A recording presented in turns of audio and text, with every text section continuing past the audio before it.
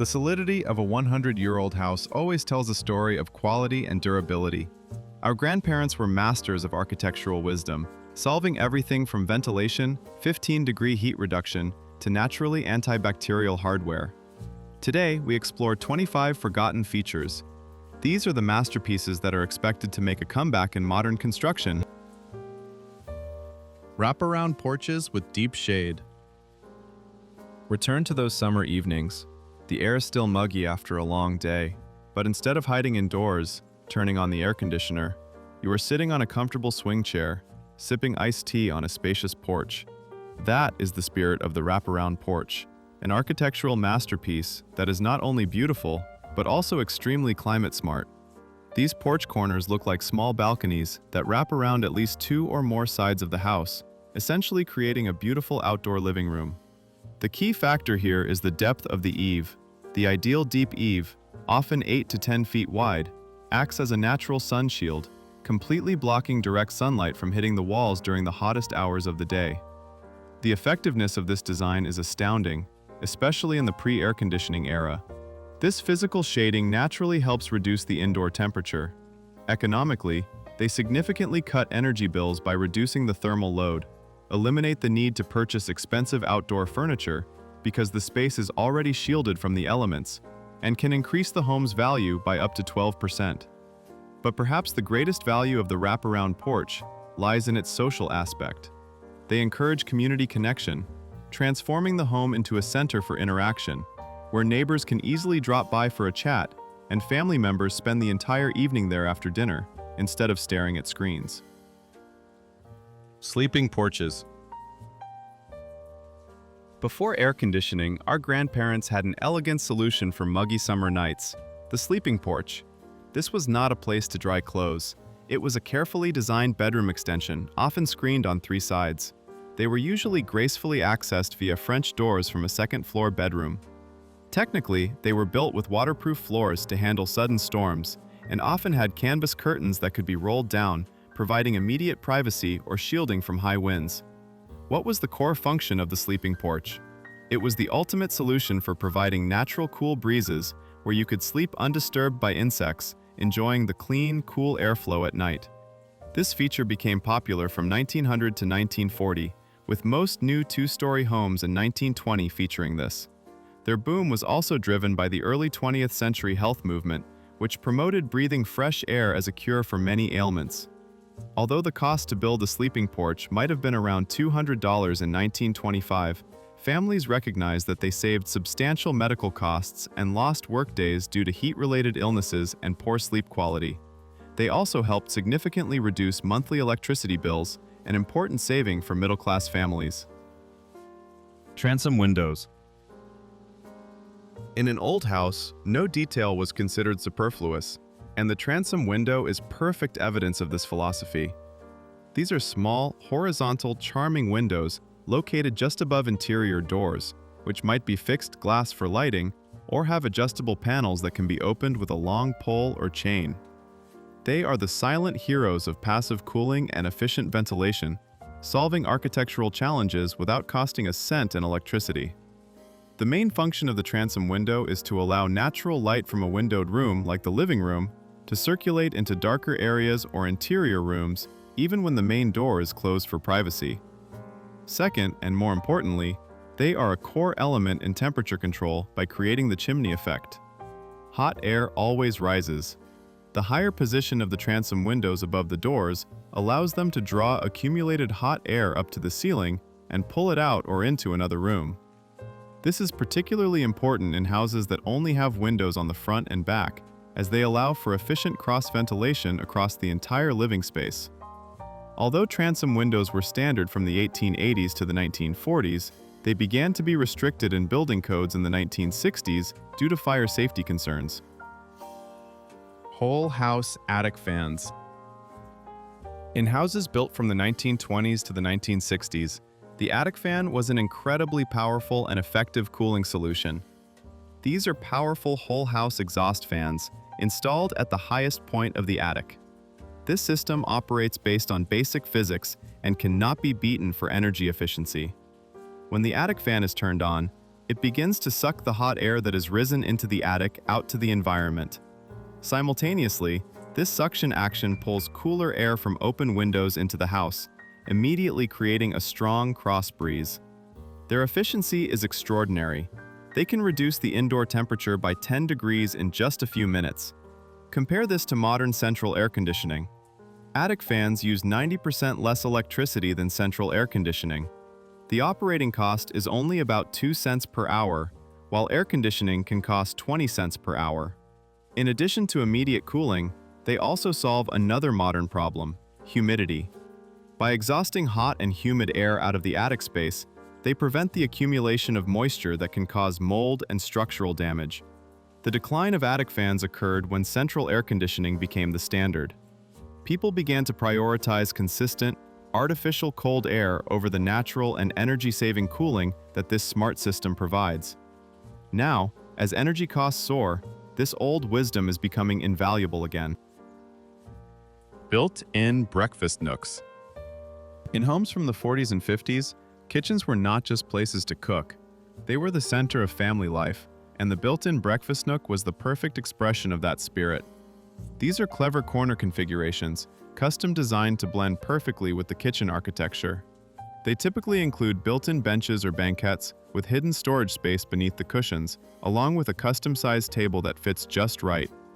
The brilliance of the breakfast nook lies in its ability to maximize floor space wonderfully. They use 30% less area than a traditional dining set capable of serving the same number of people. In an era where suburban plots are shrinking and home space is becoming precious, this space-saving capability is an architectural gift. Moreover, these cozy corners create an intimate dining space, a magnet that encourages family members to connect, start the day together, and share everyday meals without having to clean up the formal dining room.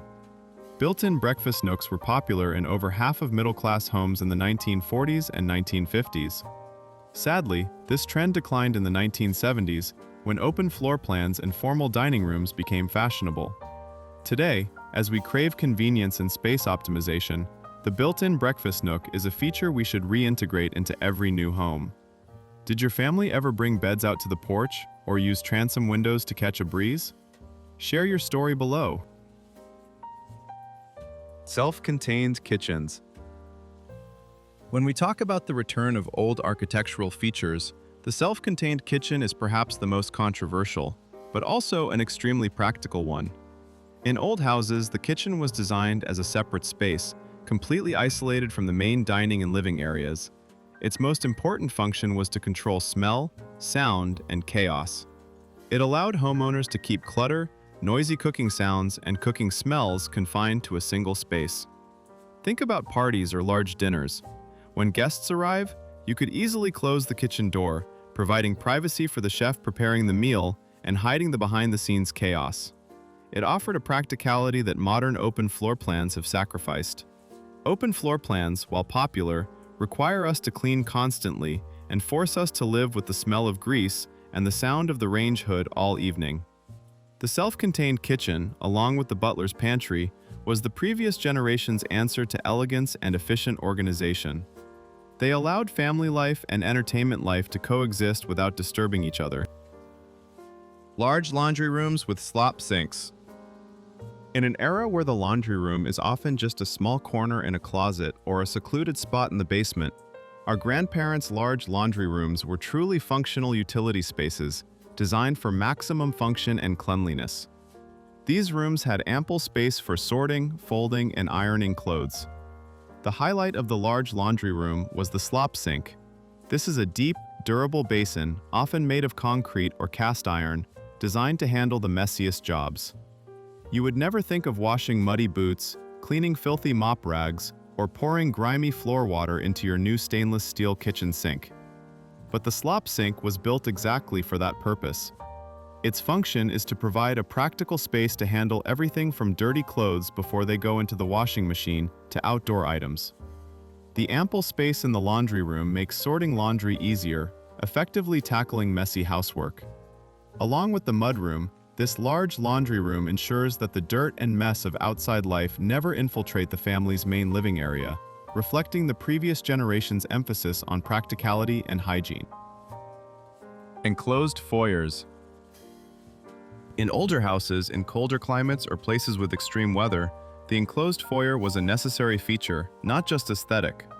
This is a small separate space right inside the front door, sealed off from the rest of the house by a second door. The inner door of this foyer is often thick, more than 2 inches, designed for insulation and draft resistance. The function of the enclosed foyer is to act as a physical buffer zone. Imagine you are in the middle of winter, temperatures outside are below freezing. When a guest enters, they open the outer door, but instead of a blast of cold air rushing into the living room and dropping the temperature of the entire house, the cold air only fills the small space of the foyer. The inner door remains closed, keeping the interior warm and stable. This helps keep the cold air out and maintain a comfortable temperature inside the house. The foyer also provides an ideal place to take off wet shoes, heavy coats, and other outdoor gear before stepping into the main living area, keeping floors and carpets cleaner. This is an excellent example of passive architecture designed to intelligently manage energy and moisture. Large awnings. Large awnings are an architectural feature often overlooked today, but they were an incredibly powerful passive cooling tool trusted by our grandparents. These are sturdy structures, not flimsy fabrics, often made of durable canvas or aluminum, extending 3 to 4 feet beyond the building. They are often adjustable, allowing the homeowner to change the angle depending on the seasonal sun angle.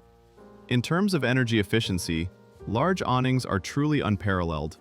By blocking the sun before it hits the window, they prevent heat gain more effectively than any interior treatment, such as curtains or blinds.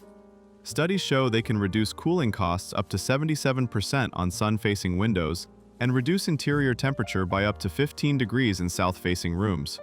Additionally, UV rays from the sun are the main cause of fading and damage to furniture, carpets, and artwork inside the house. Large awnings provide an invisible layer of protection, shielding furnishings from UV damage while still allowing diffused light into the room. Although popular from the early 1900s to the 1960s, they disappeared when air conditioning took over, and modern vinyl siding could not support their weight. This is a simple, smart solution we need to bring back to protect both our wallets and our interiors. Thank you for watching. To continue seeing more content, don't forget to hit the hype button right below the video to let us know you're enjoying it. Mudroom. If you grew up in the countryside or simply live in an area with rain, snow, or dirt, the muddy room. Muddy boots, soaked coats, and trousers covered in grass. What would you do without a buffer space? You would bring all that mess straight onto the precious hardwood floors or carpets in the main living area. Our grandparents' generation had a simple but extremely elegant solution to this problem. This is a clearly designated space, often located right near the common exterior door, usually the back or side door.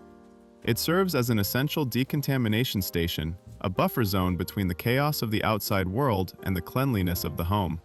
This is especially helpful in preventing dirt from being tracked into the living areas, helping to maintain cleanliness and practicality. To perform this function most effectively, the mudroom is often equipped with easy-to-clean materials such as tile or concrete floors, which are not afraid of mud or water. More importantly, the mudroom sometimes includes a utility sink. This sink is where you can wash mud off boots, clean dirty rags, or wash greasy hands, tasks you would never dare to do in your kitchen sink. The mudroom is a particularly useful feature for rural communities or anyone with an active outdoor lifestyle where frequent exposure to the elements is unavoidable.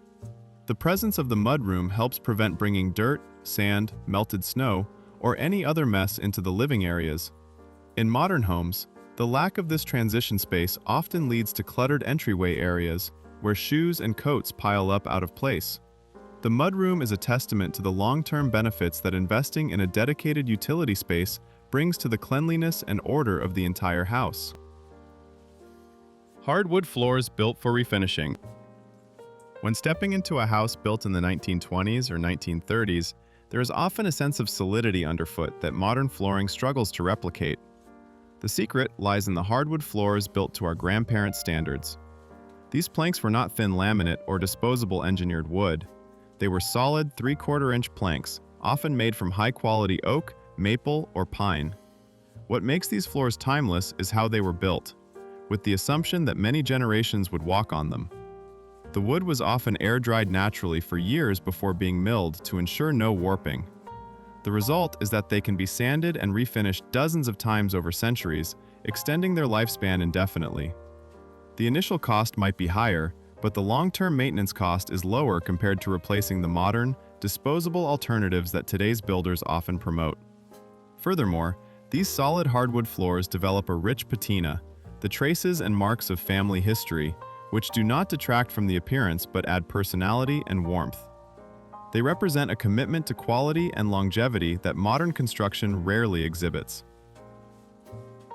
Solid brass hardware. Most door and cabinet hardware we see today is mass-produced, thinly plated zinc or brass, designed to be replaced after a few decades. In contrast, our grandparents' generation used solid brass hardware for doorknobs, hinges, and fixtures from the early 1900s to the 1940s. Solid brass was both a luxury material, durable, and wonderfully functional. First, they last for centuries without significant maintenance and even improve with age. Instead of wearing out, they develop a natural, rich patina, adding historical beauty to the house. Second, and most surprisingly, are their sanitary properties. Solid brass has natural antibacterial properties. It kills bacteria and viruses upon contact, making them much more hygienic than modern materials like stainless steel or aluminum. Finally, unlike plated hardware that suffers irreparable damage, old brass hardware can be cleaned, polished, or repaired, proving that quality is built to last forever. The mass production of cheap hardware in the 1960s convinced consumers that replacing fixtures every few decades was normal. Built-in cabinetry and custom woodwork. In houses from the 1950s, you will see a distinct difference in how storage was handled. Instead of relying on heavy store-bought furniture, quality homes utilized built-in cabinetry and custom woodwork.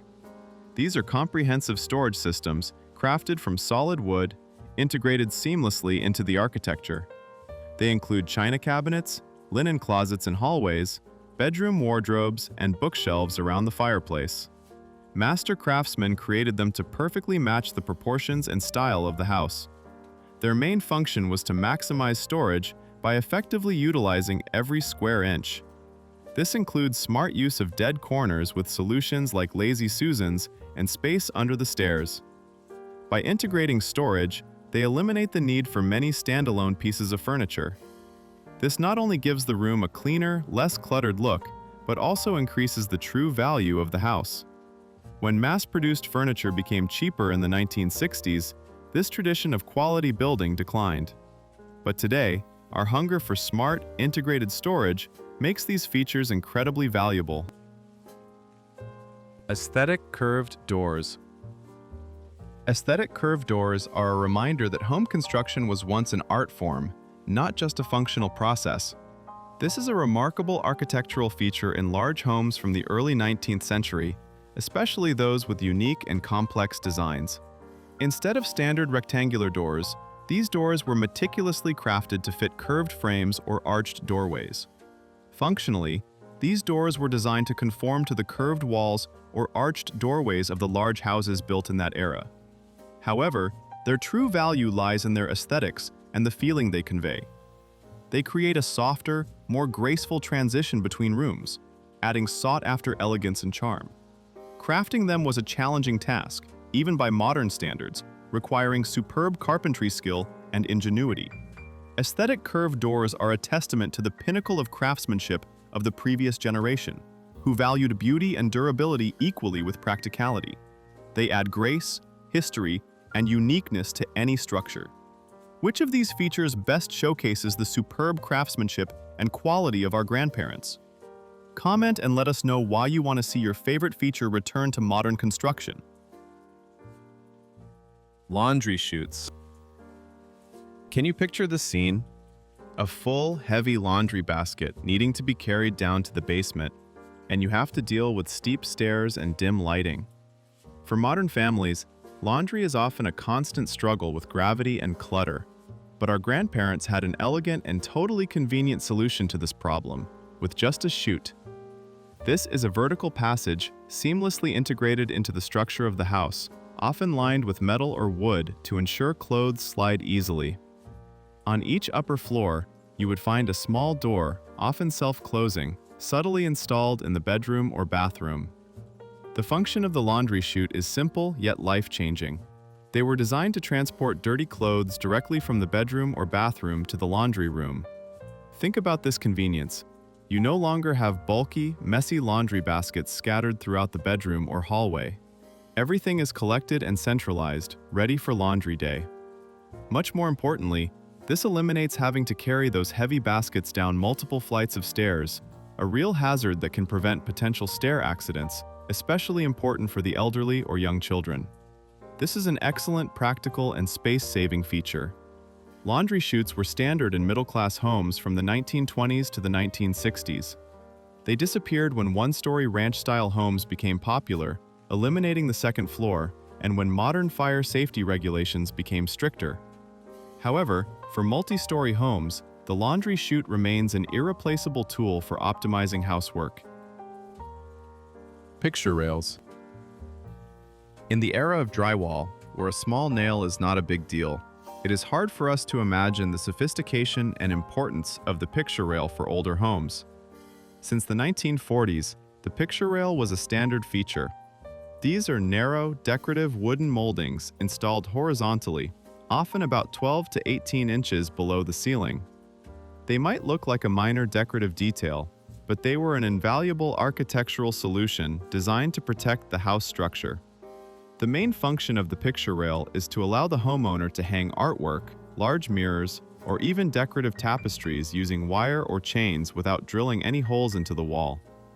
This was extremely important for older houses built with plaster walls.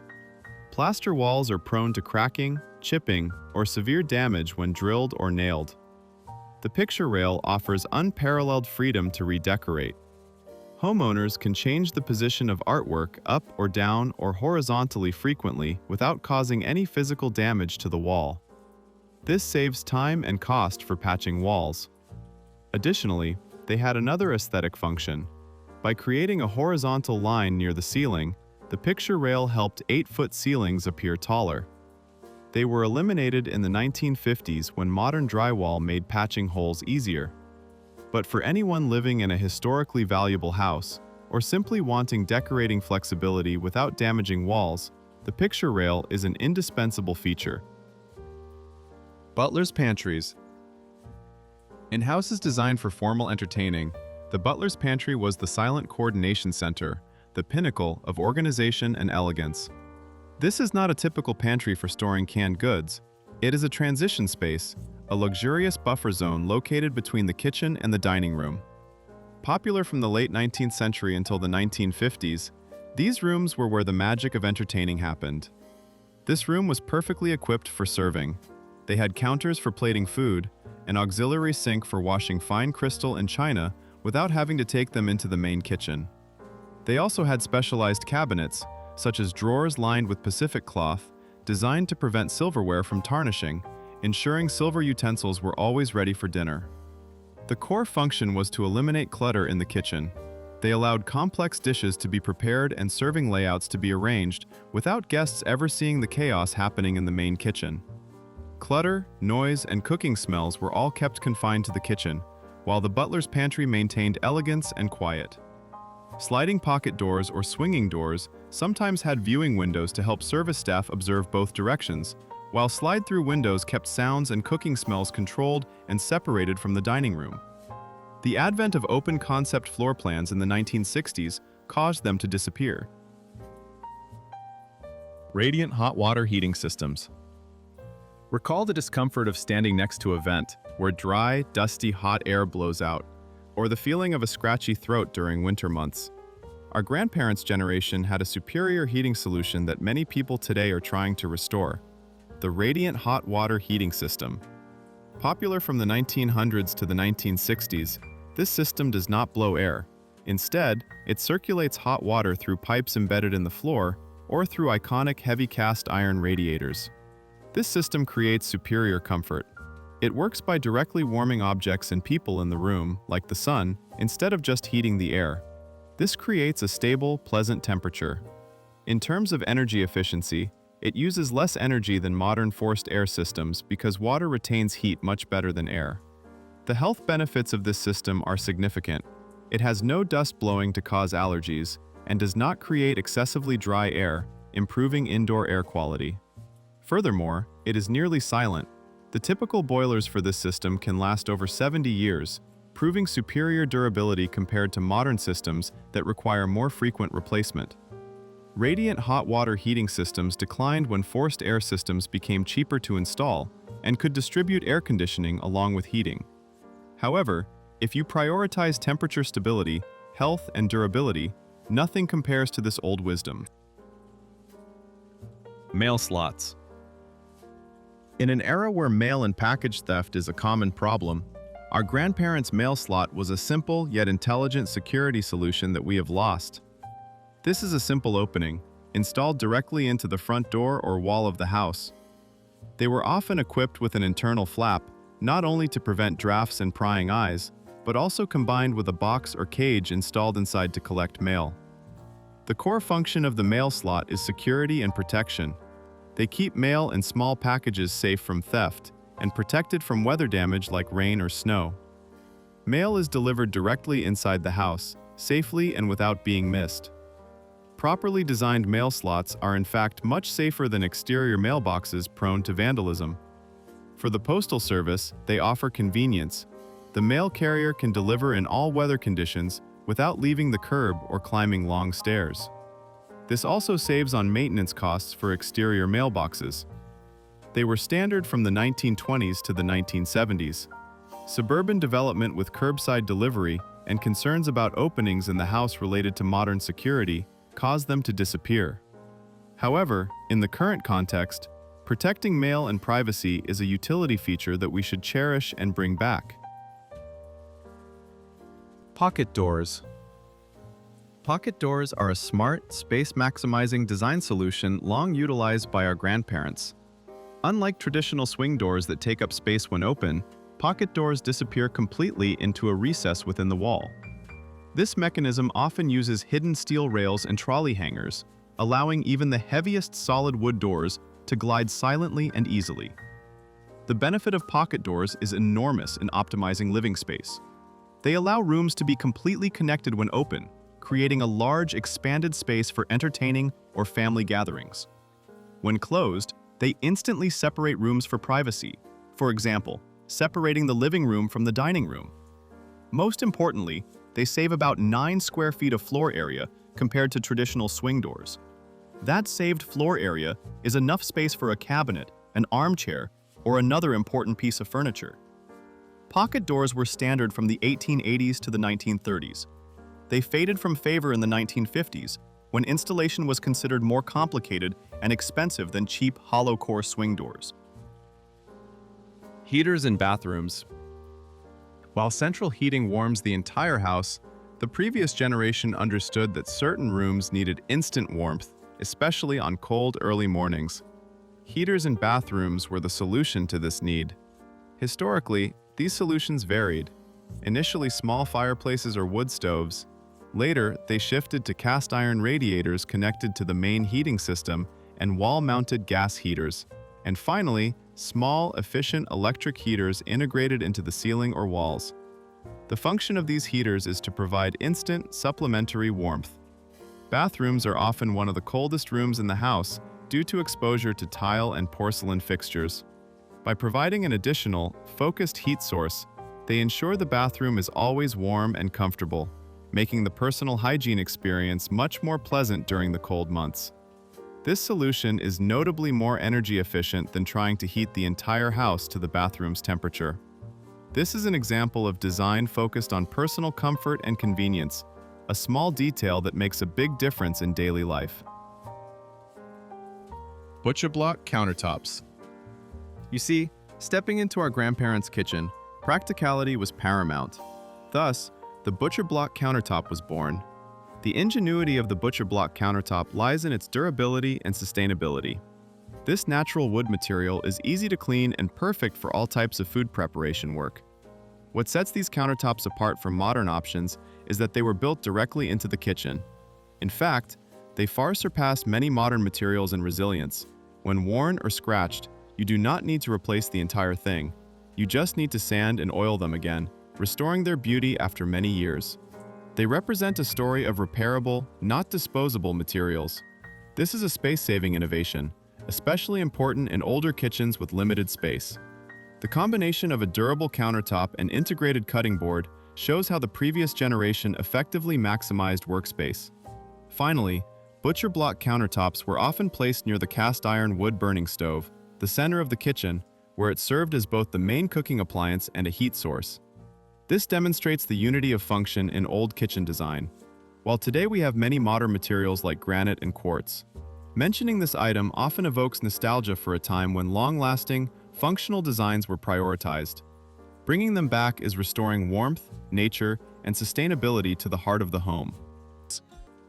If this trip down memory lane brought a smile to your face and evoked cherished memories, don't forget to hit the like, share, and subscribe buttons for Back to Yesterday so we can continue reminiscing about beautiful memories together. Thank you for watching.